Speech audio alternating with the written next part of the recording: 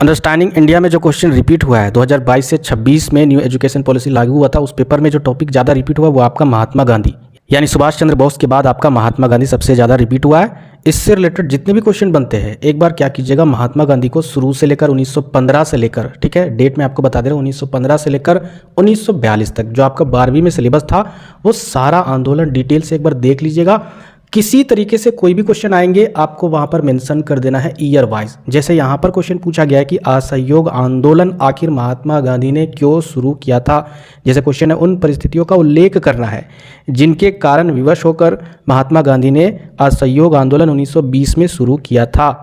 तो यहाँ पर क्वेश्चन का याद करने का तरीका क्या है, आपको लाइन बाय लाइन नहीं लिखिएगा ना ही समझिएगा, मैं आपको बताता हूँ पॉइंट वाइज। तो सभी पॉइंट्स को रट्टा मारना है, याद कर लेना है, 5 पॉइंट अपने दिमाग में फिट कर लेना है, उन्हीं 5 पॉइंट को अपनी लैंग्वेज में लिख देना है, नंबर कोई भी नहीं काटेगा। सबसे पहले यहाँ पर शुरुआत में महात्मा गांधी के बारे में कोई भी क्वेश्चन पूछा जाए, महात्मा गांधी के बारे में थोड़ा बहुत परिचय लिख दीजिएगा, ठीक है। जैसे यहाँ पर है कि महात्मा गांधी सन 1915 में दक्षिण भारत से भारत वापस आए थे। प्रारंभिक समय में महात्मा गांधी ब्रिटिश साम्राज्य की नागरिकता में विश्वास रखते थे। कहने का मतलब है शुरू में जो है ना वो अंग्रेजों पर विश्वास रखते थे। यहाँ पर जो अंग्रेज शासन कर रहे थे भारत में तो अंग्रेजों पर विश्वास था, उनके कानून व्यवस्था पर विश्वास था। लेकिन देखिए इसी विश्वास के कारण ही पहला जो विश्व युद्ध हुआ था या फिर बोला जाए महायुद्ध, उस पहले विश्व युद्ध में क्या हुआ, अंग्रेजों के सपोर्ट किए थे महात्मा गांधी ने, उसकी सहायता की थी। लेकिन बहुत सारा अत्याचार भारतीयों पर हुआ, आगे पॉइंट वाइज सारा अत्याचार मेंशन है, ठीक है, उसी को पॉइंट वाइज आपको पूरा लिखना है। उसी अत्याचार के कारण ही उसी को देखकर गांधी जी ने क्या किया, असहयोग आंदोलन को शुरू कर दिया। जैसे यहाँ पर देखिए सबसे पहला रीजन क्या था, प्रथम महाविश्व युद्ध प्रभाव। तो यहाँ पर ये भी लिख सकते हो पहला विश्व युद्ध यानी प्रथम विश्व युद्ध का प्रभाव या फिर कारण। तो यहाँ पर क्या हुआ पहले विश्व युद्ध में, तो यूरोप में पहले विश्व युद्ध के बाद राष्ट्रीय जागृति तीव्र से विस्तृत हुई, यानी एक नए राष्ट्र का निर्माण को लेकर बहुत ही तेजी से इसका विस्तार होने लगा, जिसके कारण यूरोप में कुछ नए राष्ट्र या फिर बोला जाए राज्य का निर्माण हुआ। राज्य मतलब स्टेट नहीं, देश, ठीक है, राष्ट्र। इस घटना का भारतीयों पर भी मानसिकता पर बहुत बड़ा गहरा प्रभाव पड़ा। क्या गहरा प्रभाव पड़ा कि हम लोगों को भी एक नया राष्ट्र मिल सकता है। यूरोप से प्रेरित होकर गांधी जी ने भी भारत में स्वराज यानी खुद का एक राष्ट्र रहे जिसमें अंग्रेज शासन न करे, ऐसी कामना की। इस दिशा में आगे बढ़ने के लिए गांधी जी ने क्या किया, अंग्रेजों पर विश्वास किया और उन्हें पहले विश्व युद्ध में सहायता की ताकि अंग्रेज उनके देश को छोड़ दे। अगर पहले विश्व युद्ध में वह अंग्रेजों का साथ देते हैं, लेकिन महायुद्ध यानी विश्व युद्ध के बाद अंग्रेजों पर विश्वास करके उन्हें प्रथम विश्व युद्ध में सहयोग दिया था। लेकिन महायुद्ध यानी प्रथम विश्व युद्ध, जहां महायुद्ध है ना वहां पर प्रथम विश्व युद्ध कीजिएगा, ठीक है। प्रथम विश्व युद्ध के बाद अंग्रेजों ने गांधी जी की आशा के विपरीत भारत को स्वराज नहीं दिया। ऐसे भी जानते हो कि अंग्रेज जैसा कमीना इस धरती पर कोई भी प्राणी नहीं है, ठीक है, जो हमारे देश में आकर हमें गुलाम बनाकर गए हैं। तो वो जो था वह अपने लालच के लिए कुछ भी कर सकता था। तो प्रथम विश्व युद्ध में महात्मा गांधी ने सपोर्ट किया, लेकिन इसके विपरीत महात्मा गांधी को फल मिला, यानी भारत को वो नहीं छोड़े, भारत स्वराज राष्ट्र नहीं बना और इन्हीं के कारण ही असहयोग आंदोलन की बुनियाद रखने पर विवश हो गए महात्मा गांधी। दूसरा रीजन देखिए, अंग्रेजों की भारतीय सैनिकों के प्रति कठोर नीति। जैसे पहला विश्व युद्ध हो रहा था उस समय ब्रिटिश सरकार ने प्रथम विश्व युद्ध के समय सेना में भर्ती करने के लिए अनुचित साधनों का प्रयोग किया। सरकार ने व्यक्तियों की इच्छा के विरुद्ध उन्हें भर्ती किया, यानी अगर व्यक्ति इच्छा नहीं भी रखते थे फिर भी जबरन उनको भर्ती कराया गया था सेना में विश्व युद्ध में लड़ने के लिए। यह नागरिकों के स्वतंत्रता के खिलाफ था। इसके साथ ही युद्ध समाप्त होते ही अब भर्ती तो करा दिए, लेकिन साथ ही जैसे ही युद्ध समाप्त हुआ अपना काम हो गया, अंग्रेजों ने क्या किया, जो भी भर्ती हुए थे सैनिक उसको सेना से निकाल दिया गया और इसके कारण इसका परिणाम हुआ कि भारत में बहुत ही ज़्यादा मात्रा में बेरोजगारी बढ़ गई, क्योंकि जो सैनिक थे भर्ती हुए थे कहीं ना कहीं उसको रोजगार था, कुछ पैसे मिल रहे थे, चाहे जैसे भी मिल रहे हो, गुलामी को या फिर कुछ भी तरीके से, लेकिन जैसे उन्हें सैनिकों से हटा दिया गया उसके बाद वह बेरोजगार हो गए। उन्हें अपने जीवन यापन हेतु अनेक कष्ट झेलने पड़े, जनता में असंतोष की भावना पनप उठी। गांधी जी को अब यह विश्वास होने लगा कि अंग्रेज अब बहुत बड़ा स्वार्थी हो चुका है, अब असहयोग आंदोलन स्टार्ट करना चाहिए। तीसरा रीजन था, सबसे खतरनाक रीजन, रॉलेट एक्ट का पारित होना। ये काला कानून था।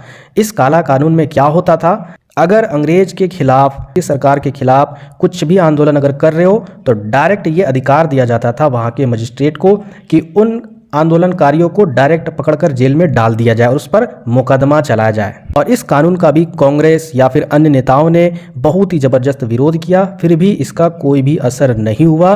और इस कारण से भी महात्मा गांधी ने सोचा कि आंदोलन अब तो करना चाहिए। साथ ही साथ पंजाब में विभिन्न स्थानों पर हुए बर्बर हत्याकांड, बहुत सारे कांड हुए पंजाब में। रॉलेट एक्ट के विरुद्ध दिल्ली, पंजाब, कलकत्ता आदि स्थानों पर प्रदर्शन हुए। पंजाब में घोर रक्तपात हुआ।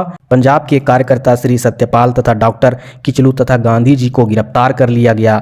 अमृतसर की एक भीड़ पर गोली चलाई गई। गांधी, श्री सत्यपाल, डॉक्टर किचलू को भी रिहा करने की मांग करने के लिए अमृतसर के जलियांवाला बाग में इकट्ठा हुए थे और वहां पर उस जन समुदाय पर पंजाब के तत्कालीन जनरल सर माइकल अरे छोड़ो इसका नाम क्यों पूरा लेंगे, डायर, ठीक है, जनरल डायर ने बिना किसी प्रकार के चेतावनी दिए ही गोली चलवा दी डायरेक्ट। इस दुर्घटना में अनेकों व्यक्ति मारे गए थे, हजारों की संख्या में लोग घायल हुए थे और गुजरावाला व कसूर आदि स्थानों पर भी बेकसूर जनता को भी मार दिया गया था, अत्याचार उन पर हुए थे। इन घटनाओं से महात्मा गांधी को दिल से दुख हुआ। उन्होंने विवश होकर सरकार के विरुद्ध असहयोग आंदोलन शुरू कर दिया गया और जलियांवाला हत्याकांड के बाद भी जनता में बहुत ज़्यादा आक्रोश पनप उठी और उसके बाद इस आंदोलन में भागीदारी हुए। इसके बाद देखिए 5वां नंबर, हंटर समिति रिपोर्ट। शॉर्ट में समझिए इसमें क्या था, ये जालियांवाला बाग के हत्याकांड के जांच के लिए ये समिति गठित की गई थी, इसके रिपोर्ट को तैयार करने के लिए।